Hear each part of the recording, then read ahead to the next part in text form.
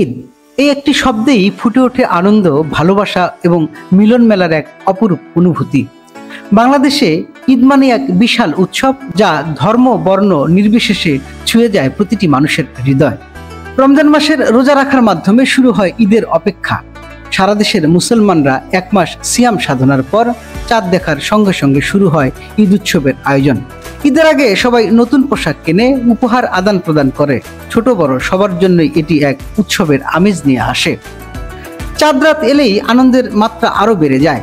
মেয়েরা হাতে মেহেদি লাগায়, ছেলেমেয়েরা নতুন পোশাক পরে ঈদের নামাজের প্রস্তুতি নেয়।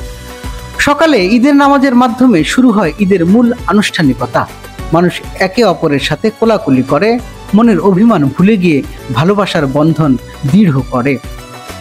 ঈদের দিন মানেই সুস্বাদু খাবারের সমাহার। ঘরে ঘরে তৈরি হয় সেমাই, ফিরনি, পোলাও, মাংস এবং আরও নানা ধরনের মুখরোচক খাবার। আত্মীয় স্বজন ও বন্ধু বান্ধব একে অপরের বাড়িতে দাওয়াত খেতে যায়। শিশুদের জন্য ঈদের আনন্দ দ্বিগুণ। তারা নতুন জামা পরে ঘুরে বেড়ায়, ঈদ সালামি পায় এবং আনন্দ করে। শহরে পার্ক ও বিনোদন কেন্দ্রে উপচে পড়া ভিড় থাকে, আর গ্রামে বসে নানা রকমের মেলা। ঈদের প্রকৃত শিক্ষা হলো সহমর্মিতা ও ভালোবাসা। অনেক মানুষ দরিদ্রদের সাহায্য করে, জাকাত ও দান সাদকা দেয়, যাতে সবার ঈদ আনন্দময় হয়। বাংলাদেশের ঈদ উৎসব শুধু আনন্দের নয়, এটি মিলনের, ভালোবাসার এবং একতাবদ্ধ থাকার এক অনন্য উপলক্ষ। ঈদ শুধু একটি দিনের উৎসব নয়, বরং এটি প্রতিটি মানুষের হৃদয়ে ছড়িয়ে দেয় শান্তি ও সম্প্রীতির বার্তা।